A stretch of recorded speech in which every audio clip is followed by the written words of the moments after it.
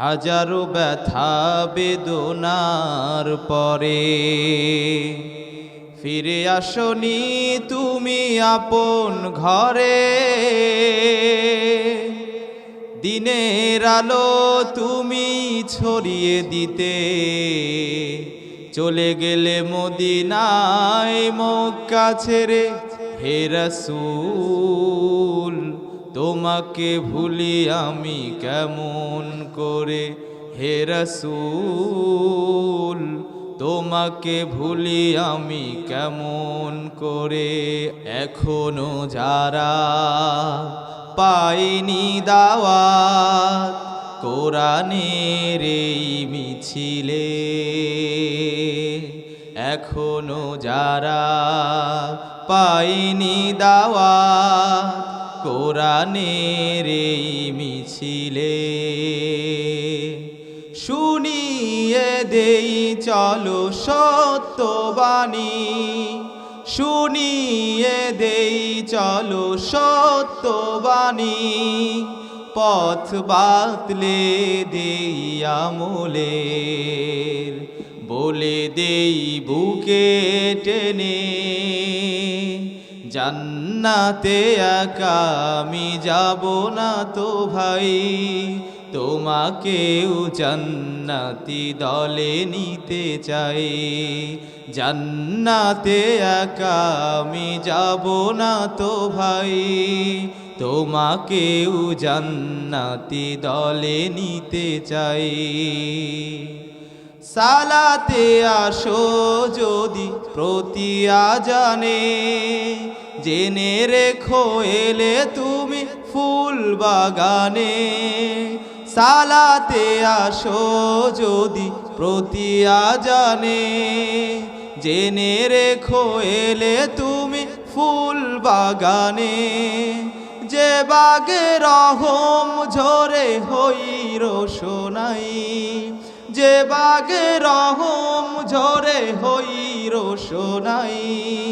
শুধু তাই, শুধু তাই, আহা শুধু তাই, তোমাকেও জান্নাতি দলে নিতে চাই।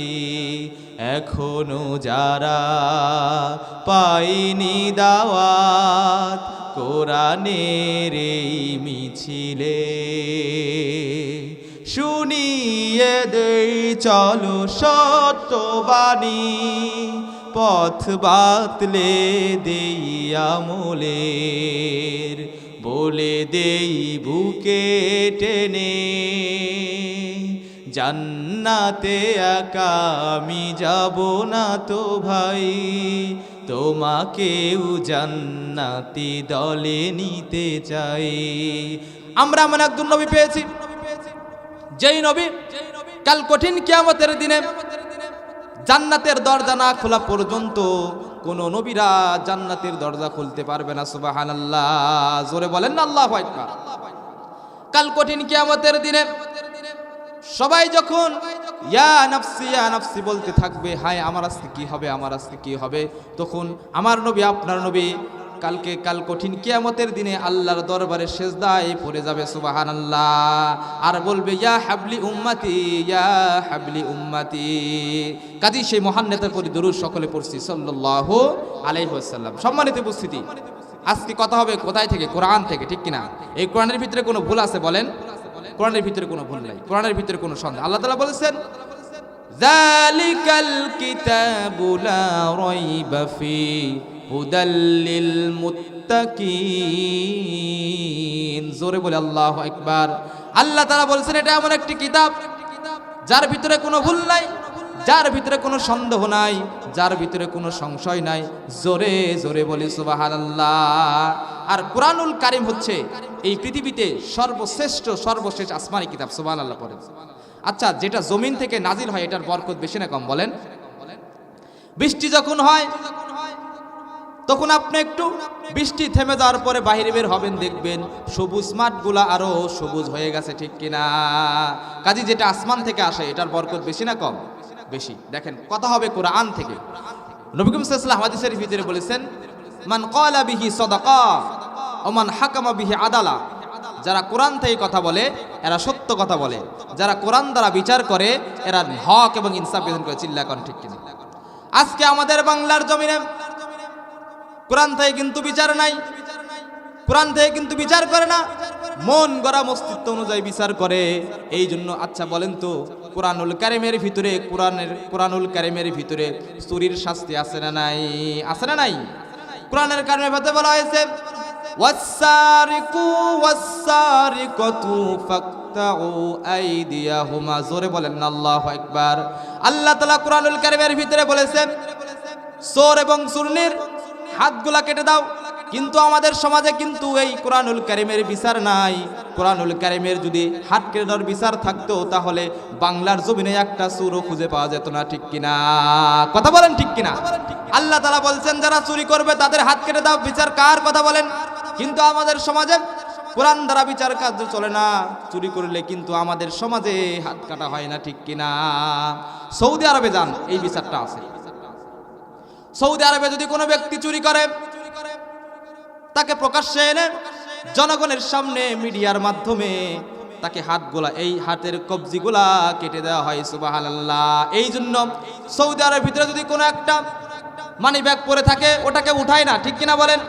কাজী আল্লাহ রাব্বুল আলামিন কোরআনুল কারিমের ভিতরে যে আদেশগুলা করেছেন, যে বিচার কার্যগুলা পরিচালনার কথা বলেছেন, এগুলো আমরা যদি করি তাহলে আমাদের জীবনে শান্তি নেমে আসবে। ঠিক কিনা? এরপরে কোরআনুল কারিমের ভিতরে আছে যে যারা জেনাকারী এদেরকে 100টা বেত্রাঘাত দেওয়া। আছে না নাই? কথা বলেন। আজকে আমাদের সমাজে কিন্তু জেনাকারীর বিচার নাই। বিবাহিত জেনাকারীকে রজম করতে হবে, মাটির ভিতরে বুক পর্যন্ত পুঁতে রেখে তাকে পাথর মেরে হত্যা করবে। এই বিচার কার কথা বলেন? কিন্তু আমাদের সমাজে কিন্তু এই বিচার নাই। এই জন্য আমাদের সমাজে ধীরে ধীরে জেনা আর পরকীয়া বাড়তেছে। ঠিক কিনা? বাংলার জমিনে যদি কোরআন দ্বারা বিচার করা হতো এবং একজন জিনাকারীর যদি বিচার করা হতো, তাকে যদি রজম করে পাথর মেরে হত্যা করা হতো, বাংলার জমিন থেকে জেনা বিদায় নিত। চিল্লা কর ঠিক কিনা? এই জন্য আল্লাহ তাআলা বলেছেন যারা কোরআন দ্বারা বিচার করে তারা সঠিক বিচার করে, যারা কোরআন থেকে কথা বলে এরা কোরআন থেকে যারা কথা বলে এরা সঠিক কথা বলে। জোরে জোরে বলেন ঠিক কিনা? এরপর আল্লাহ রাব্বুল আলামিন বলছেন যারা সুদ খাবে সুদেরও বিচার আছে, যারা জেনা করবে, ঘুষ খাবে, রাহাজানি করবে, ছিনতাই করবে, এদের বিচার হওয়া দরকার আছে না নাই? এই জন্য কথা হবে কোরআন থেকে, কোরআনুল কারিমের মাহফিল কথা হবে কোরআন থেকে। ঠিক কিনা বলেন? কোরআন যে আপনি কোরআনের মাহফিলে যে বসছেন, কোরআনের মাহফিলে বসার কারণে আল্লাহ রাব্বুল আলামিন আপনার প্রতি রহমত বর্ষণ করতেছেন। জোরে জোরে বলেন না সুবহানাল্লাহ। এই যে মাহফিলে বসছেন, নবী করিম সাল্লাল্লাহু আলাইহি সাল্লাম বলেছেন কোন ব্যক্তি যদি কোরআনুল কারিমের একটা হরফ শুধু তেলাওয়াত করে তাহলে তার আমলনামায় 10টা নেকি দিয়ে দেওয়া হবে। সুবহানাল্লাহ। একটা নেকি আপনি যদি বলেন আলিফ, বলেন সকলে আলিফ লাম মিম। এই যে আলিফ লাম মিম 3টা হরফ উচ্চারণ করলেন, আল্লাহ রাব্বুল আলামিন আপনার আমলনামায় 30টা সব দিয়ে দিয়েছেন। সুবহানাল্লাহ। আর যারা বাজারের ভিতরে ঘুরতেছে, যারা চা খাচ্ছে, এরা কি সব পাবে? বলেন পাবেন। এই জন্য কোরআনুল কারিমের মাহফিলে বসলে আপনার লাভ না লস? কথা বলেন, লাভ না লস? কোরআনুল কারিমের ভিতরে বসছেন, মাহফিলে বসছেন, সুবহানাল্লাহ আলহামদুলিল্লাহ পড়তেছেন, এগুলা দ্বারা আপনার আমলনামায় সব খালি লেখা হচ্ছে। সুবহানাল্লাহ। হাদিসের ভিতরে আসছে কোন ব্যক্তি যদি একবার সুবহানাল্লাহ পড়ে জান্নাতের ভিতরে তার জন্য একটা গাছ নির্মাণ করা হয়, গাছকে রোপণ করা হয়। আর এই গাছের ছায়া কেমন হবে? একটা ঘোড়া যদি 500 মাইল দৌড়ায় তাহলে সেই ছায়া যত বড় হবে আপনার জন্য কাল কঠিন কিয়ামতের জন্য সেই ছায়া হবে। সুবহানাল্লাহ। এই জন্য কথা হবে কোরআন থেকে। মাদ্রাসার মাহফিল আহারে এত সুন্দর একটা প্রতিষ্ঠান আপনারা তৈরি করেছেন, এখান থেকে হাফেজ বের হবে, আলেম বের হবে। জোরে জোরে বলেন ঠিক কিনা? একজন হাফেজের কত মর্যাদা, একজন আলেমের কত মর্যাদা। একজন হাফেজ যদি এই মাদ্রাসা থেকে বের হয়, একজন আলেম যদি এই মাদ্রাসা থেকে বের হয়, কাল কঠিন কিয়ামতের দিনে ওই হাফেজকে একটা নূরের মুকুট পরে দেওয়া হবে। সুবহানাল্লাহ। জোরে বলেন না আল্লাহু আকবার। আরে সবাই বলবে আজকে কি ব্যাপার, ওর মাথায় আজকে নূরের মুকুট কেন? কিছু বুঝলাম না। যখন লোকজন বলবে এই ব্যক্তিটা দুনিয়াতে হাফেজ হয়েছে, আলেম হয়েছে, কোরআনগুলোকে সিনার ভিতরে রেখেছে, যার কারণে আজকে ওই ব্যক্তির বেশি বেশি মর্যাদা। সুবহানাল্লাহ। এই জন্য দুনিয়াতে আপনি যেটাই করেন, আপনি কোরআনুল কারীম শিখেন, আপনি শিখতে পারেন নাই, আপনার সন্তানকে কোরআনুল কারীম শিখান, তাহলে আপনি নাজাত পেয়ে যাবেন। সুবহানাল্লাহ। শুধু কি তাই, একজন হাফেজ, একজন আলেম, যে ব্যক্তি হারামকে হারাম জানবে, হালালকে হারাম জেনে দুনিয়াতে চলবে, ওই আলিম কাল কঠিন কিয়ামতের দিনে 10 জন ব্যক্তিকে সুপারিশ করে আল্লাহর জান্নাতে নিয়ে যাবে। সুবহানাল্লাহ। জোরে বলেন না আল্লাহু আকবার। এই 10 জনের ভিতরে আছে পিতা, মাতা, দাদি, দাদা, নানা, নানি, এরপরে আত্মীয় স্বজন যারা আছে এবং জাগির বাড়ির কথা আসছে। আল্লাহ রাব্বুল আলামিন তার মাধ্যমে এর বরকতে আপনাদেরকে জান্নাত দিয়ে দিবেন। সুবহানাল্লাহ। সম্মানিত ভাইরা, কাজী কোন এলাকায় যদি কোনো দিনই প্রতিষ্ঠান থাকে এবং সেই এলাকা থেকে যদি কোনো আলেম বের হয়, কোনো হাফেজ বের হয়, আহারে কুরআনুল কারীমের কত মর্যাদা শুনেন। আব্দুল কাদের জিলানী রয় মহল্লার জীবন থেকে পাওয়া যায়, আহারে তার জীবন থেকে পাওয়া যায়, তার জীবনী পড়ে আমরা পড়েছি। ওই জামানায় একজন মহিলা ছিল, যেই মহিলার স্বামী ছিল, স্বামীটা অনেক আগে মারা গিয়েছে, অনেক আগে মারা গিয়েছে। তার ঘরে একটা ফুটফুটে মেয়ে বাচ্চা ছিল। ওই মেয়ে বাচ্চাকে আল্লাহ তাআলা নিয়ে গেলেন। আহারে স্বামীও নাই, মেয়েও নাই। আচ্ছা বলেন তো, সন্তান ছাড়া কি দুনিয়াতে কেউ থাকতে পারে? বলেন। সন্তানের প্রতি একটা মায়া মহব্বত আছে না নাই? আব্দুল কাদের জিলানীর জামানায় ওই মহিলার যখন মেয়েটাও মারা গেল, কান্না করতেছে, কষ্ট করতেছে, কান্না করতেছে। ওই একদিন ওই মেয়ে কি করলো? আব্দুল কাদের জিলানীর দরবারে চলে এসে বলতেছে, আহারে অনেক আগে আমার স্বামী মারা গিয়েছে, কিছুদিন আগে আমার মেয়েটাও চলে গেল, আমি এখন একা হয়ে গেলাম, কবরের অবস্থা কি জানি না। আপনি আমাকে একটা আমল শিখিয়ে দেন, যে আমল করলে আমি আমার ওই মেয়েটাকে আমি দেখতে পাবো। সুবহানাল্লাহ। জোরে বলেন না আল্লাহু আকবার। আব্দুল কাদের জিলানীর দরবারে যখন গিয়ে মেয়েটি বলতেছে, আমাকে এমন একটা আমল শিখিয়ে দেন, যে আমল করলে আমি আমার মেয়েকে স্বপ্নের মাধ্যমে দেখতে পারি, আমার মেয়ে কবরে আছে না শান্তিতে আছে না সুখে আছে। সুবহানাল্লাহ। এই কথা যখন বললেন, আব্দুল কাদের জিলানী তাকে একটা আমল শিখিয়ে দিলেন, যেই আমলটা আমাদের জানা দরকার আছে না নাই? আব্দুল কাদের জিলানী থেকে পাওয়া যায়। আব্দুল কাদের জিলানী ওই মেয়েকে বললেন, তুমি প্রতিদিন নিয়মিত সূরা তাকাসুর পড়বে। আলহাকুমুত তাকাসুর হাত্তা যুরতুমুল মাকাবির। জোরে বলেন আল্লাহু আকবার। আব্দুল কাদের জিলানী বললেন, হে মা, তুমি শোনো, এই আমলটা তুমি বেশি বেশি করো। একদিন আল্লাহ রাব্বুল আলামিন ওই মহিলাটা ওই আমল করার কারণে স্বপ্নে দেখতেছেন তার মেয়ের কবরের ভিতরে তার মেয়েটা খুব আযাবের ভিতরে আছে। নাউযুবিল্লাহ। জোরে বলেন না আল্লাহু আকবার। আব্দুল কাদের জিলানী তাকে একটা আমল শিখিয়ে দিলেন, যে মা, আপনি প্রতিদিন রাত্রিবেলা সূরাতুল তাকাসুর পড়বেন। আল্লাহ তাআলা যদি ইচ্ছা করে আপনার মেয়েকে আপনি স্বপ্নে দেখবেন। চিল্লা কোন সুবহানাল্লাহ। ওই মেয়ে যখন নিয়মিত আমল করলো, তার মেয়েকে যখন তিনি স্বপ্নে দেখতে পেলেন, আহারে স্বপ্নে যখন দেখলেন তার মেয়েটা খুব আযাবের ভিতরে আছে। সুবহানাল্লাহ, নাউযুবিল্লাহ পড়েন। এখন তিনি যখন তার পরের দিন আব্দুল কাদের জিলানীর দরবারে চলে গেলেন, গিয়ে বলতেছেন, আহারে আমি তো আমার মেয়েকে স্বপ্নে দেখলাম, আমার মেয়েটা খুব আযাবের ভিতরে আছে। নাউযুবিল্লাহ। এই কথা যখন বলা হলো তাকে, এবার আব্দুল কাদের জিলানী বলতেছে, তোমার মেয়ে কি দুনিয়াতে নামাজ পড়ে নাই? তোমার মেয়ে কি দুনিয়াতে পর্দা পরিষ্কার চলে নাই? নামাজগুলো কি পড়ে নাই? কুরআনুল কারীমের কি তেলাওয়াত করে নাই? তখন এই মেয়ে বলতেছে, না না, আমার মেয়ে তো দুনিয়াতে নামাজ পড়ে নাই, রোজা রাখে নাই, পর্দা করে নাই, পরিশুদ্ধতা করে চলে নাই, যার কারণে হয়তো আমার মেয়ের এত আযাব হচ্ছে। যাই হোক, কি করা যায়, একটা সলিউশন দিয়ে দেন। মেয়েটা দুঃখ ভরে বাড়িতে চলে গেলেন। কিছুদিন পর আব্দুল কাদের জিলানী স্বপ্নে দেখতেছেন ওই মেয়ের কবরে মেয়েটা খুব শান্তির ভিতরে আছে। সুবহানাল্লাহ। জোরে বলেন না আল্লাহু আকবার। আব্দুল কাদের জিলানী কিছুদিন পর স্বপ্নে দেখতেছেন মেয়েটা খুব সুখে আছে, কবরের ভিতরে শান্তিতে আছে। পরের দিন তিনি ওই মেয়েকে আবার ডাকলেন, ডেকে বলতেছেন, আহারে আমি তো স্বপ্নের ভিতরে দেখলাম তোমার মেয়েটা খুব শান্তিতে আছে, এই কারণ কি তুমি জানো? বলে, না আমি তো জানি না, আপনিই জানেন, বলেন তো দেখি। এবার আব্দুল কাদের জিলানী বলতেছেন, তোমার মেয়েকে তুমি যেই জায়গায় কবরস্থ করেছো, যেখানে কবরস্থ করেছো, ওই পাশ দিয়ে একদিন তলবে ইলম মাদ্রাসার ছাত্ররা যাচ্ছিল। জোরে জোরে বলেন না সুবহানাল্লাহ। মাদ্রাসার ছাত্র যখন গেল, তোমার ওই মেয়ের কবরের পাশে দুহাত তুলে একটু দোয়া করলো, ওই দোয়ার বরকতে তোমার মেয়ের কবরটা আল্লাহ রাব্বুল আলামিন জান্নাতের টুকরা করে দিয়েছেন। সুবহানাল্লাহ, লা ইলাহা ইল্লাল্লাহ, জোরে লা ইলাহা ইল্লাল্লাহ, লা ইলাহা ইল্লাল্লাহু মুহাম্মাদুর রাসূলুল্লাহ। কাজী সন্তান যদি মাদ্রাসায় পড়ান লাভ না লস? আরে আপনি যখন মারা যাবেন কেউ আপনার সঙ্গে যাবে না। দুনিয়াতে আপনি রোদে পুড়ে বৃষ্টিতে ভিজে বিবি বাল বাচ্চার জন্য পরিশ্রম করতেছেন, এখনই মারা যান, আপনার বিবি বাল বাচ্চা আপনাকে কিন্তু চিরতরে ভুলে যাবে, ঠিক কিনা? আর আপনি আপনার সন্তানকে যদি একটা আলেম বানাতে পারেন, একটা হাফেজ বানাতে পারেন, তাহলে কাল কঠিন কিয়ামতের দিনে আপনার সন্তান যদি দুনিয়াতে আপনার জন্য দোয়া করে, কাল কঠিন কিয়ামতের দিনে আপনি কিন্তু নাজাত পেয়ে যাবেন, ঠিক কিনা? এই কোরআনের দিকে যারা আসবে আল্লাহ রাব্বুল আলামিন তাদেরকে জিরো থেকে হিরো করে দিবেন। জোরে জোরে বলেন ঠিক কিনা? ওমরে ফারুকের ঘটনা আপনারা সকলে জানেন। প্রথম জীবনে তিনি ছিলেন কাফের, ইসলামের দুশমন ছিলেন।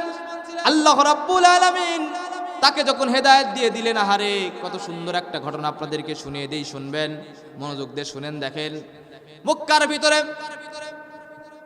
কাফেরের সর্দার আবু জাহেল ঘোষণা করতেছেন, যে ব্যক্তি মুহাম্মাদের কল্লাটা আমার কাছে এনে দিতে পারবে তাকে আমি 100টা উট পুরস্কার দিব। জোরে বলেন না সুবহানাল্লাহ। 100টা উট যখন পুরস্কার দেওয়ার ঘোষণা তিনি যখন মক্কার ভিতরে ছড়িয়ে দিলেন, ওই সময় একজন কাফের ছিল, প্রথম জীবনে তিনি ছিলেন কাফের, ও গরম তবিয়তের সাহাবী, নাম হচ্ছে ওমরে ফারুক রাদিয়াল্লাহু তাআলা। তখনও তিনি কি করেন নাই? ইসলাম ধর্ম গ্রহণ করেন নাই। তিনি কি করলেন? তরবারে একটা নিয়ে ঘোড়ার পিঠে চড়ে মুহাম্মাদের কাল্লা কাটার জন্য তিনি যাচ্ছেন। নাউজুবিল্লাহ, জোরে বলেন না নাউজুবিল্লাহ। তিনি যখন যাচ্ছেন, ও তরবারি নিয়ে যাচ্ছেন, প্রতিমধ্যে একজন সাহাবীর সঙ্গে দেখা হয়ে গেল, একজন সাথীর সঙ্গে দেখা হয়ে গেল। বলতেছে, হে ওমর তুমি কোথায় যাও? তিনি বলতেছেন, আমি মুহাম্মাদের কল্লা কাটার জন্য যাই। নাউজুবিল্লাহ। এই কথা যখন তাকে বলা হলো, তিনি বলতেছেন, তুমি তো মুহাম্মাদের কল্লা কাটতে যাচ্ছ, তোমার পরিবারের খবর নিছো নাকি? তোমার বোন ফাতেমা এবং তোমার ভগ্নিপতি দুইজনই কালেমা পড়ে মুসলমান হয়ে গেছে। সুবহানাল্লাহ। এই ঘটনা যখন শুনলেন, বলতেছেন, তুমি আগে তোমার পরিবারকে সামলাও, তোমার বোন ফাতেমা এবং তোমার ভগ্নিপতি দুইজনই কালেমা পড়ে মুসলমান হয়ে গেল, আর তুমি যাচ্ছ হচ্ছে মুহাম্মাদের কাল্লা কাটার জন্য, আগে তোমার ফ্যামিলি সামলাও। জোরে বলেন ঠিক কিনা? এবার তিনি যখন কি করলেন, ইউটার্ন করে বাড়িতে চলে গেলেন। বাড়ি থেকে দেখতেছেন তার বোন ফাতেমা ঘরের ভিতরে কোরআনুল কারীমের কি যেন গুনগুন গুনগুন করে তেলাওয়াত করে। জোরে বলেন না সুবহানাল্লাহ। তিনি যখন দেখলেন, আহারে ওমরে ফারুক তার বাড়িতে চলে গেছে, গিয়ে দেখতেছেন তার বোন ফাতেমা এবং তার ভগ্নিপতি গুনগুন করে কোরআনুল কারীমের একটা পৃষ্ঠার ভিতরে সূরা তোহা তেলাওয়াত করতেছে। সুবহানাল্লাহ। তিনি যখন ঘোড়া থেকে নামলেন, তরবারি নিয়ে যখন রুমের ভিতরে চলে গেলেন, তার বোন ওই একটা পৃষ্ঠার ভিতরে কোরআনের কিছু আয়াত লেখা ছিল, তিনি কি করলেন? লুকিয়ে রাখতেছেন। এবার বলতেছেন, এ বোন ফাতেমা, শুনতে পেলাম তোমরা নাকি মুহাম্মাদের কালেমা গ্রহণ করেছো। শুনতে পেলাম তোমরা নাকি মুহাম্মাদের কালেমা গ্রহণ করেছো। এবার ফাতেমা বলতেছেন, হ্যাঁ আমি তো কালেমা গ্রহণ করে নিয়েছি। এবার তাকে যখন মারা শুরু করে দিলেন, আহারে যখন মারতেছেন তার বোনকে মারতেছেন, তার ভগ্নিপতিকে মারতেছেন, এবং তারা যে ওই সহিফাগুলা খাটের নিচে পলিয়ে রাখছিলেন ওটা যখন বের করলেন, এবার তিনি বলতেছেন, ওটা কি দেখি, আমাকে দেখাও তো। এবার ফাতেমা বলতেছেন, এটা হচ্ছে আল্লাহর কোরআন। সুবহানাল্লাহ। জোরে বলেন না আল্লাহু আকবার। তাকে যখন মারা হচ্ছে, মারতে মারতে তাকে রক্ত বের করে দেওয়া হলো। এবার বলতেছেন, ফাতেমা বলতেছেন, আহারে হে আমার ভাই, আপনার শরীরে যেই খাত্তাবের রক্ত, আমার শরীরেও সেই খাত্তাবের রক্ত, ঠিক কিনা? আপনার বাবাও খাত্তাব, আমার বাবাও নাম হচ্ছে খাত্তাব, আপনি আমার ভাই। এই যে আমি যে মুহাম্মাদের কালেমা গ্রহণ করেছি, আমাকে আপনি যতই মারেন, আমাকে আজকে যতই আপনি নির্যাতন করেন না কেন, আমি এই কালেমা ছাড়তে পারবো না। সুবহানাল্লাহ। এবার ওমরে ফারুক বলতেছেন, আহারে তোমরা কেমন কালেমা গ্রহণ করেছো? এত নির্যাতন এত নিষ্পেষণ করার পরেও তুমি কালেমা ছাড়তেছো না, আর তোমরা কি তেলাওয়াত করলে দেখো তো দেখি, আমাকে একটু দেখাও তো দেখি, আমি একটু পড়বো। সুবহানাল্লাহ। বলতেছে না না, আপনি এখন কাফের, আপনি নাপাক, আপনি গোসল করে আসেন, ওযু করে আসেন। ওযু করে আসার পর তিনি যখন গোসল করে আসলেন, ওযু করে আসলেন, ফাতেমা যখন শোনালেন সূরা তোহার কয়েকটা আয়াত শোনালেন, আর ওমরে ফারুকের দিলগুলা তখন নরম হয়ে গেল। সুবহানাল্লাহ, জোরে বলেন না আল্লাহু আকবার। দিল যখন নরম হয়ে গেল, আরে এবার বলতেছেন এই যে আমি কালামগুলা পড়লাম, এটা সাধারণ কোনো কথা নয়, এটা হচ্ছে আমার আল্লাহ রাব্বুল আলামিনের কথা। আমি এতদিন মুহাম্মাদের বিরোধিতা করেছি, মুহাম্মাদের কল্লা কাটার জন্য আমি উদ্ধৃত হয়েছিলাম। আহারে এই বাণীগুলা যখন শুনলাম আমার মনটা ভরে গেল। তোমরা চলো চলো নিয়ে যাও মুহাম্মাদের কাছে। সুবহানাল্লাহ, জোরে বলেন না আল্লাহু আকবার। আল্লাহ রাব্বুল আলামিন দিনকে পরিবর্তন করে দিলেন। দেখেন এবার ফাতেমা এবং তার ভগ্নিপতি উমরকে সাথে নিয়ে রাসূলের দরবারে যাচ্ছেন। তিনি একটা বাড়িতে 11 জন সাহাবীকে কোরআনুল কারীমের তালিম দিচ্ছিলেন। জোরে জোরে বলেন না সুবহানাল্লাহ। কোরআনের দিকে যারা আসে তারা জিরো থেকে হিরো হয়, একটা ঘটনা শোনাচ্ছি দেখেন। এবার তিনি যখন তাকে সঙ্গে নিয়ে, ওমরে ফারুককে সঙ্গে নিয়ে যখন তিনি নবী করিম সাল্লাল্লাহু আলাইহি সাল্লামের দরবারের দিকে যাচ্ছেন, এবার তিনি দেখতেছেন যখন ওই সাথে যে 11 জন সাহাবী ছিল তারা যখন দেখতে পেলেন যে ওমর আসতেছে, এবার রাসূলকে বলতেছেন আহারে গরম তবিয়তের একজন লোক, এই মক্কার ভিতরে সবচাইতে গরম তবিয়তের একজন লোক ওমর আপনাকে আসতেছে, হয়তো আপনাকে সে হত্যা করবে, আপনি আসেন আসেন, আপনাকে আমরা সেফটি দেই। জোরে জোরে বলেন না সুবহানাল্লাহ। এবার নবী করিম সাল্লাল্লাহু আলাইহি সাল্লাম বলেছেন টেনশন করো না, চিন্তা করো না, গত রাতে আমি আল্লাহর কাছে দোয়া করেছি, 2 জন ব্যক্তির জন্য নাম ধরে ধরে আল্লাহর কাছে দোয়া করেছি, আল্লাহ আপনি হলে আবু জাহেলকে হেদায়েত দেন, না হলে ওমর ইবনু খাত্তাবকে ইসলামের জন্য কবুল করে নেন। সুবহানাল্লাহ, জোরে বলেন না আল্লাহু আকবার। আল্লাহ রাব্বুল আলামিন হয়তো ওমরের জন্য দোয়াটা কবুল করে নিয়েছেন, টেনশন করে না। এবার ওমর যখন আসলেন, রাসূলের কাছে যখন আসলেন, এসে বলতেছেন আহারে মক্কাবাসী আমাকে আপনার সম্পর্কে মিথ্যা বলেছে, আপনার সম্পর্কে আজে বাজে বলেছে, যার কারণে আমি ওমর আপনার কল্লা কাটার জন্য আসছিলাম, কিন্তু আপনার সম্পর্কে যখন জানলাম, আপনার নুরানি চেহারা যখন দেখলাম, আমার দিলের ভিতরে পরিবর্তন এসে গেল। আপনি আমাকে দেন দেন কালেমা পড়ে মুসলমান করে দেন। সুবহানাল্লাহ, জোরে বলেন না আল্লাহু আকবার। এবার যখন কালেমা পড়লেন লা ইলাহা ইল্লাল্লাহু মুহাম্মাদুর রাসূলুল্লাহ, জোরে বলেন না সাল্লাল্লাহু আলাইহি ওয়াসাল্লাম। কাজী এই কোরআনের দিকে যারা আসবে তাদেরকে জিরো থেকে হিরো বানিয়ে দিবেন কে? এই জন্য ওমরে ফারুক যখন মুহাম্মদ সাল্লাল্লাহু আলাইহি সাল্লামের হাতে হাত রেখে বায়াত করলেন, এবার বলতেছেন হে আল্লাহর হাবিব, আপনার ইসলাম কি সত্য না? বলে হ্যাঁ সত্য। আপনার কোরআন কি সত্য না? বলে সত্য। তাহলে আজকের পর থেকে গোপনে গোপনে আর কোনো ইসলামের দাওয়াত হবে না। সুবহানাল্লাহ, জোরে বলেন না আল্লাহু আকবার। ওমরে ফারুক যতদিন কাফের ছিলেন, ইসলামী পক্ষে যত কাজ করেছেন, তিনি যেদিন থেকে ইসলামের ছায়াতলে আসলেন সেদিন থেকে ইসলামের পক্ষে কাজ করা শুরু করে দিয়েছেন। জোরে জোরে বলেন না সুবহানাল্লাহ। ওই রুমে তখন ছিলেন 11 জন সাহাবী। এবার ওমর বলতেছেন আজকের পর থেকে ইসলাম আর গোপনে প্রচার করা যাবে না। আপনি ইসলাম যদি সত্য হয়, আপনি যদি সত্য হন, তাহলে আজকের পর থেকে প্রকাশ্যে ইসলামের কাজ হবে। জোরে জোরে বলেন না সুবহানাল্লাহ। সম্মানিত ভাইরা, গভীর মনোযোগ, দিলের কান লাগিয়ে কথাগুলো শোনেন। এবার যখন ওমরে ফারুক যখন ইসলামের সুতল ছায়াতলে আসতেন, নবীকে বলতেছেন ইসলাম যদি সত্য হয়, কোরআন যদি সত্য হয়, তাহলে আমি এখান থেকে তাকবীর দিতে দিতে কাবা ঘরের দিকে চলে যাব। আল্লাহু আকবার, জোরে বলেন না আল্লাহু আকবার। ওমরে ফারুক বলতেছেন আজকে থেকে আর গোপনে ইসলামের দাওয়াত হবে না, আজকে থেকে প্রকাশ্যে দাওয়াত দেওয়া শুরু হয়ে যাবে। এখান থেকে আমি 11 জন সাহাবীকে নিয়ে তাকবীর দিতে দিতে দিতে দিতে বাইতুল্লাহ চলে যাব। সুবহানাল্লাহ। রাসূল বলেছেন না না, ধৈর্য ধরো, তুমি সবেমাত্র ইসলাম ধর্ম গ্রহণ করেছো, একটু দাঁড়াও একটু দাঁড়াও, একটু সবুর করো সবুর করো। কিন্তু ওমরে ফারুক শুনলেন না। তিনি কি করলেন? 11 জন সাহাবীকে নিয়ে 2টা লাইন করলেন, এই পাশে 6 জন, এই পাশে 6 জন, সামনে থাকলেন ওমর। তাকবীর দিতে দিতে দিতে দিতে মক্কাতুল মুকাররম আল্লাহর ঘর বাইতুল্লাহ ঘরের দিকে যাওয়া শুরু করে দিলেন। আল্লাহু আকবার, নারায়ে তাকবীর, নারায়ে তাকবীর। আল কোরআনের আলো,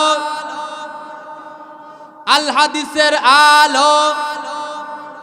ঘরে ঘরে দাঁড়ানোর সময় আর নাই, এখন সংসদে আগুন, সংসদে কোরআনের রাজ কায়েম করার জন্য সময় আসছে। চিল্লা এখন ঠিক কিনা? কাজে এখন আর ঘরে ঘরে জ্বালানোর সময় নাই। এতদিন আমরা ঘরে ঘরে জ্বালিয়েছি, এখন আমাদের সময় আসছে, সময়কে আল্লাহ তাআলা পরিবর্তন করে দিয়েছেন। এখন আল কোরআনের আলো সংসদে আলো বলা হবে। চিল্লা এখন ঠিক কিনা?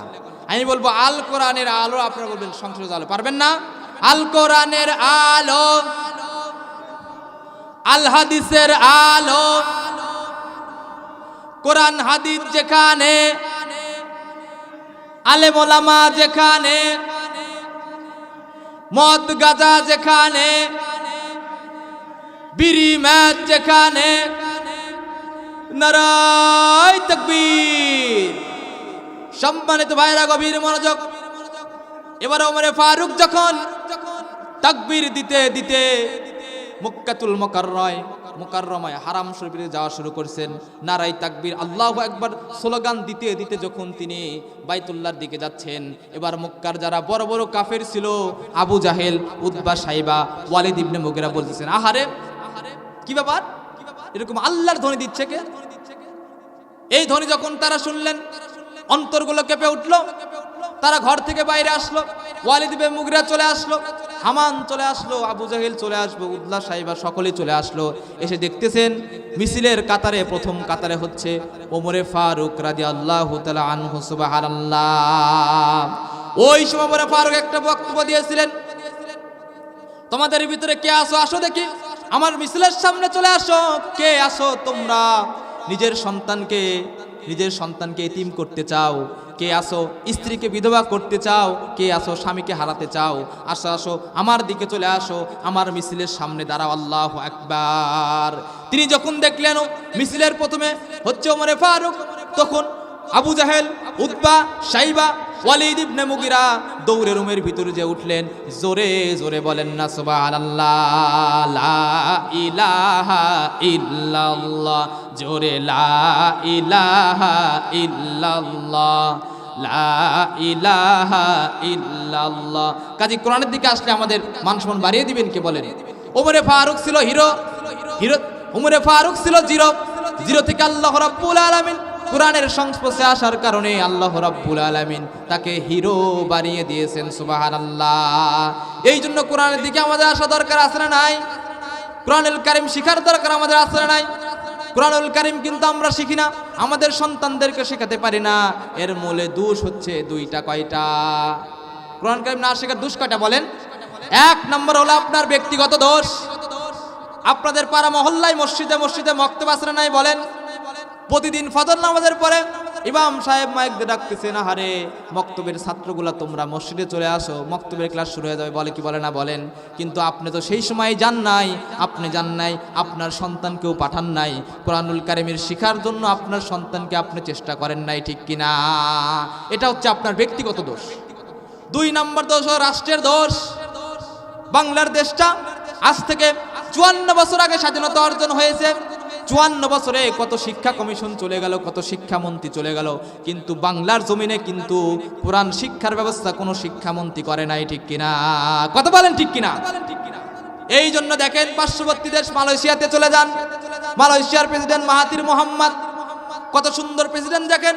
তিনি শিক্ষা সিলেবাস এমনভাবে তৈরি করেছেন, একটা ছাত্র যখন ক্লাস 8-এ উঠে 30 পারা কোরআন শরীফের ভিতরে কমপক্ষে 2 পারা তার হেফজ করা হয়ে যায়। সুবহানাল্লাহ। জোরে বলেন না আল্লাহু আকবার। আর আমাদের দেশে এই ব্যবস্থা নাই। আপনার ভিতরে যদি কোরআনুল কারীমের জ্ঞান না থাকে, দুনিয়াতে আপনি সঠিকভাবে চলতে পারবেন না, হালাল হারাম চিনবেন না, কোনটা হালাল কোনটা হারাম এটা কিন্তু আপনি বুঝবেন না। কাজেই আমাদেরও এরকম একটা শিক্ষা ব্যবস্থা দরকার আছে না নাই? বাংলার জমিনে, বাংলার সামনে নির্বাচনে যারা সরকারে আসবেন তাদেরকে আহ্বান জানাচ্ছি, আপনারা যেটাই করেন সর্বপ্রথম বাংলার জমির কোমলমতি সন্তানদেরকে, মুসলমানদের সন্তানদেরকে কোরআন শিক্ষা বাধ্যতামূলক করা হবে। চিল্লা কোন ঠিক কিনা? কথা বলেন ঠিক কিনা? এই জন্য আপনার সন্তানের বিরুদ্ধে কোরআনুল কারীমের জ্ঞান থাকে, আপনার সন্তান যখন ডাক্তার হবে অপচিকিৎসায় কোনো রোগীকে মারবে না, ঠিক কিনা? কথা বলেন ঠিক কিনা? আপনার সন্তানের বিরুদ্ধে কোরআনুল কারীমের জ্ঞান থাকে, সে ব্যক্তি যদি বিসিএস ক্যাডার হয়, ইঞ্জিনিয়ার হয়, ব্রিজ করবে, কালভার্ট করবে, রাস্তা করবে, রডের বদলে বাঁশ দিবে না, ঠিক কিনা? কথা বলেন ঠিক কিনা? আজকে আমাদেরকে সোশ্যাল মিডিয়াতে দেখছেন ইঞ্জিনিয়ার এমন ভাবে কাজ করে, রড তো নাই, রডের ভিতরে বাঁশ দিয়ে দেয়, জোরে জোরে বলেন ঠিক কিনা? কাজেই আপনার সন্তানের ভিতরে যদি কোরআনুল কারিমের জ্ঞান থাকে, আর আপনার সন্তান বিসিএস ক্যাডার হয়, ইঞ্জিনিয়ার হয়, ডাক্তার হয়, কোনো সময় দুর্নীতি করবে না, চিল্লা এখন ঠিক কিনা? আপনার সন্তান যদি প্রশাসনিক ক্যাডারে থাকে, যদি বিজিবিতে থাকে, র্যাবে থাকে, প্রশাসনে থাকে, পুলিশে থাকে, জজ করে যদি উকিল হয়, তাহলে বিনা বিচারে কোনো মানুষকে অযথা ফাঁসি দিবে না, ঠিক কিনা? কথা বলেন ঠিক কিনা? আজকে আমাদের দেশে কোরআনের পাখি আল্লামা দেলোয়ার হোসেন সাঈদী সাহেবকে দীর্ঘ 13টি বছর অন্যায়ভাবে, অবিচারভাবে জেলের ভিতরে পচিয়ে পচিয়ে ধুকে ধুকে মেরেছে, চিল্লা এখন ঠিক কিনা? এই জন্য সম্মানিত ভাইরা গভীর মনোযোগ। কাজে আপনার সন্তানের ভিতরে সর্বপ্রথম যে জ্ঞান, কোরআনুল কারিমের জ্ঞান যদি ইনস্টল করে দেন, আপনার সন্তান ডাক্তার হবে, বিসিএস ক্যাডার হবে, স্বাস্থ্য খাতে চাকরি করবে, প্রশাসনে চাকরি করবে। আপনার সন্তানের দ্বারা কখনোই দুর্নীতি হবে না, ঠিক কিনা? কোরআন শিক্ষা কর মুসলমান, হাদিস শিক্ষা কর। কোরআন শিক্ষা কর মুসলমান, হাদিস শিক্ষা কর। নভেল নাটক ছেড়ে দিয়ে আল্লাহর কোরআন পড়। কোরআন শিক্ষা কর মুসলমান, হাদিস শিক্ষা কর।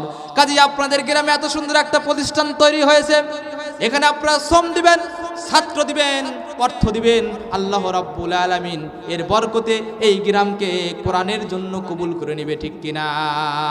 একটা সন্তান যদি কোরআনের হাফেজ হয়, একটা সন্তান যদি আলেম হয়, হাফেজ হয়, তাহলে ওই সন্তান 10 জন ব্যক্তিকে সুপারিশ করে আল্লাহর জান্নাতে নিয়ে যাবে, সুবহানাল্লাহ। জোরে বলেন না আল্লাহু আকবার। এই জন্য আল্লাহ রাব্বুল আলামিন আমাদেরকে এই দুনিয়াতে বিশেষ একটা উদ্দেশ্য পাঠিয়েছিলেন। জন্ম থেকে শুরু করে এখন পর্যন্ত আল্লাহ রাব্বুল আলামিন আমাকে আপনাকে লক্ষ লক্ষ কোটি কোটি টাকার রিজিক খাওয়াচ্ছেন। জোরে জোরে বলেন ঠিক কিনা? এই কথা বলেন ঠিক কিনা? এখানে যারা আছেন দেখেন মোটামুটি সুস্থ। এই পৃথিবীতে আল্লাহর দেওয়া যত রিজিক আছে, এর চাইতে সর্বোত্তম রিজিক হচ্ছে সুস্থ শরীর, সুবহানাল্লাহ। জোরে বলেন না আল্লাহু আকবার। এখানে যারা আছেন দেখেন মোটামুটি সকলে সুস্থ। এখন আপনি জিয়াউর রহমান মেডিকেলে চলে যান, শেরপুর সরকারি হাসপাতালে চলে যান, দেখেন কত রোগী হাসপাতালের বেডে অসুখে কাতরাচ্ছে, ঠিক কিনা? কথা বলেন ঠিক কিনা? কিন্তু আল্লাহ রাব্বুল আলামিন আমাদেরকে সুস্থ রেখেছেন, সবল ভাষায় রেখেছেন, সুস্থ রেখেছেন, সুস্থ একটা শরীর দিয়েছেন। এটার শুকরিয়া কিন্তু এখনো আমরা আদায় করি না, ঠিক কিনা? আল্লাহ বলেছেন, লা ইন শাকারতুম লা আযীদান্নাকুম ওয়া লা ইন কাফারতুম ইন্না আযাবি লাশাদীদ। জোরে বলে আল্লাহু আকবার। আল্লাহ তাআলা বলছেন, আমার কোন বান্দা যদি নিয়ামত পাওয়ার পরে নিয়ামতের শুকরিয়াগুলো আদায় করে, আমি সেই নিয়ামতকে বাড়িয়ে দিব। জোরে জোরে বলেন না সুবহানাল্লাহ। আর যদি কোনো বান্দা নিয়ামত পাওয়ার পরে নিয়ামতের না শুকর করে, বান্দা জেনে রেখো আমি কিন্তু আযাব দানে কঠোর। আমাদের তো শুকরিয়া নাই, কোনো শুকরিয়া নাই। একটা তথ্য আপনাদেরকে দিই, বর্তমানে মেডিকেল সায়েন্স প্রমাণ করছে, একজন সুস্থ মানুষ সকাল থেকে সন্ধ্যা পর্যন্ত 1,60,000 বার শ্বাস প্রশ্বাস গ্রহণ করে। সকলে বলে সুবহানাল্লাহ। এই যে আপনি শ্বাস নিচ্ছেন, ছাড়ছেন, নিচ্ছেন, ছাড়ছেন, 1,60,000 বার। কয়বার? বিজ্ঞানীরা এখন প্রমাণ করে, এই যে একজন সুস্থ মানুষ সকাল থেকে সন্ধ্যা পর্যন্ত 1,60,000 বার যে শ্বাস প্রশ্বাস নিচ্ছে, এর মাধ্যমে মানুষগুলা আল্লাহর অক্সিজেনের ভান্ডার থেকে 555 লিটার অক্সিজেন গ্রহণ করে। সুবহানাল্লাহ। জোরে বলেন না আল্লাহু আকবার। 555 লিটার অক্সিজেন আপনি প্রতিদিন গ্রহণ করতেছেন। বর্তমানে আন্তর্জাতিক বাজারে 1 লিটার অক্সিজেনের দাম হচ্ছে 100 থেকে 120 টাকা। তাহলে আপনি 100কে 555 দ্বারা গ্রহণ করে দেখেন, আপনি আল্লাহর বায়ুমণ্ডলের ভান্ডার থেকে প্রতিদিন 55,000 টাকার অক্সিজেন গ্রহণ করছেন। সুবহানাল্লাহ। জোরে বলেন না আল্লাহু আকবার। এরপরও মানুষের কোনো শুকরিয়া নাই। এখন আমি যদি প্রশ্ন করি, এখানে অনেক মানুষ আছেন যারা দৈনিক 500 বার আল্লাহর নাম নেওয়ার সময় হয় না, ঠিক কিনা? কিন্তু আল্লাহ রাব্বুল আলামিন আমাকে আপনাকে রিজিক দিচ্ছেন, খাওয়াচ্ছেন, পড়াচ্ছেন, এরকম মনে হয় আছে না নাই? আল্লাহ রাব্বুল আলামিন বলেছেন, আফা হাসিবতুম আন্নামা খালাকনাকুম আবাসাও ওয়া আন্নাকুম ইলাইনা লা তুরজাউন। জোরে বলে আল্লাহু আকবার। আচ্ছা বলেন তো, এই যে আপনি দুনিয়াতে বাড়ি বানান, উদ্দেশ্য আছে না নাই? ঘর তৈরি করেন, মসজিদ নির্মাণ করেন, কত সুন্দর প্যান্ডেল সাজিয়েছেন, এগুলার পিছনে একটা উদ্দেশ্য আছে না নাই? আছে না নাই? আল্লাহ রাব্বুল আলামিন আমাকে আপনাকে যে পৃথিবীতে পাঠিয়েছেন উদ্দেশ্য আছে না? আল্লাহ বলেছেন ওয়ামা খালাকতুল জিন্না ওয়াল ইনসা ইল্লা লিয়াবুদুন। জোরে বলে আল্লাহু আকবার। আল্লাহ তাআলা বলেছেন আমি পৃথিবীতে দুইটা জাতিকে পাঠিয়েছি, জিন জাতি এবং মানুষ জাতিকে পৃথিবীতে পাঠিয়েছি শুধুমাত্র কেবলমাত্র একমাত্র গোলামি বন্দিগি দাসত্ব করতে হবে কার? এই জন্য দুনিয়াতে আপনি যেটাই করেন গোলামি করতে হবে কার? আল্লাহ রাব্বুল আলামিন একজন মুসলমানের জন্য দৈনিক 5 ওয়াক্ত নামাজগুলোকে ফরজ করে দিয়েছেন, কিন্তু অনেক মুসলমান আছে 5 ওয়াক্ত নামাজ পড়ার সুযোগ হয় না, ঠিক কিনা? হে নামাজি আমার ঘরে নামাজ পড়ো আজ, দিলাম তোমার চরণ তলে হৃদয় যাই নামাজ। হে নামাজি আমার ঘরে নামাজ পড়ো আজ, দিলাম তোমার চরণ তলে হৃদয় যাই নামাজ।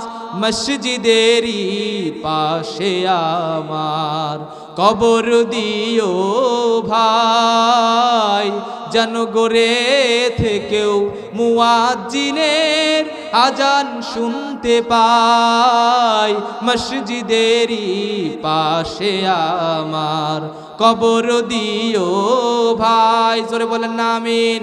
কাজে আপনি দুনিয়াতে চাকরি করেন, ব্যবসা করেন, বাণিজ্য করেন, খেতে খামারে কাজ করেন, অটো চালান, ভ্যান চালান, রিক্সা চালান, একটা বিষয় সবসময় মাথায় রাখবেন, আল্লাহ রাব্বুল আলামিন কিন্তু আমাকে আপনাকে সৃষ্টি করেছেন ইবাদত করার জন্য, ঠিক কিনা? কথা বলেন ঠিক কিনা? এই জন্য আপনি যেটাই করেন ইবাদত বন্দি করতে হবে কার?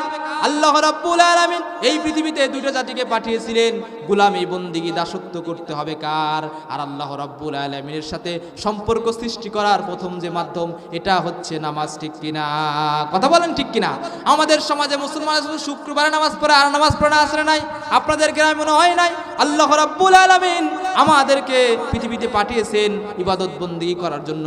আর আপনি যেদিন থেকে বলেছেন লা ইলাহা ইল্লাল্লাহ মুহাম্মাদুর রাসূলুল্লাহ, সেদিন থেকে আপনার প্রতি 5 ওয়াক্ত নামাজ ফরজ হয়ে গেছে, ঠিক কিনা? কিন্তু আমাদের সমাজে শুধু শুক্রবারে মুসল্লি পাওয়া যায়, ফজরের নামাজে মুসল্লি নাই, জোহরের নামাজে মুসল্লি নাই, শনিবার নাই, রবিবার নাই, সোমবার নাই, মঙ্গলবার নাই, শুধু জুমাবারে নামাজ পড়ে এরকম মুসলমান মনে হয় আপনাদের মহল্লায় নাই। আসে না নাই? কথা বলেন। এই জন্য আল্লাহ রাব্বুল আলামিন আমাদেরকে সর্বপ্রথম নামাজটা ঠিক করতে হবে। যার নামাজ ঠিক তার সব ঠিক। এই জন্য আমরা সকলে নিয়ত করি আজকের পর থেকে আমরা আর নামাজ ছেড়ে দিব না ইনশাআল্লাহ। পড়েন। যতগুলো আলোচনা করেছি আল্লাহ তাআলা সর্বপ্রথম আমাকে আমল করার তৌফিক। বক্তা চলে আসছে, বক্তা বিদায় হওয়ার আগে আমি আপনাদের একটা ইসলামী সঙ্গীত শোনাবো, শুনবেন? শুনবেন তো ইনশাআল্লাহ? দেখেন আমরা এখানে যারা আছি সকলে কিন্তু একদিন মরে যাব, তাই না ভাই? সবাই চলে যাব। এই যে গোরস্থানে সবাই শুয়ে আছে, কারো পিতা, কারো মাতা, কারো বাবা, ঠিক কিনা বলেন? এখানে যারা আছে আমরা একদিন চলে যাব। আমি চোখ বুজে দেখি আমার লাশ কাফন হয়েছে সারা, ঠিক কিনা বলেন? আমি চোখ বুজে দেখি আমার লাশ কাফন হয়েছে সারা, সেই লাশ থেকে ভাসে আতরেরই ঘ্রাণ, কাঁদিছে আপন যারা। আমি চোখ বুজে দেখি আমার লাশ কাফন হয়েছে সারা। সবাই দাঁড়ালো জানাজা নামাজে, কিছু পরে সব ফিরে যাবে কাজে। সবাই দাঁড়ালো জানাজা নামাজে, কিছু পরে সব ফিরে যাবে কাজে। কেমনে একাকী কাটাবো কবরে, আমি যে হলেম সাথী হারা। আমি চোখ বুজে দেখি আমার লাশ কাফন হয়েছে সারা। আমি তো মনের ভুলেও কখনো করিনি নামাজ রোজা, এখন একাকী বইতে হবে সকল পাপের বোঝা। আমি তো মনের ভুলেও কখনো পড়িনি নামাজ রোজা। এখন একাকী বইতে হবে সকল পাপের বোঝা। মাথার উপরে সূর্য আসীন, পায়ের নিচে তামার জমিন।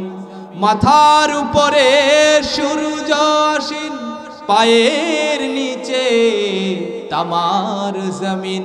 ওই দোজখের আগুন জ্বলেছে, আসছে ফেরেশতারা।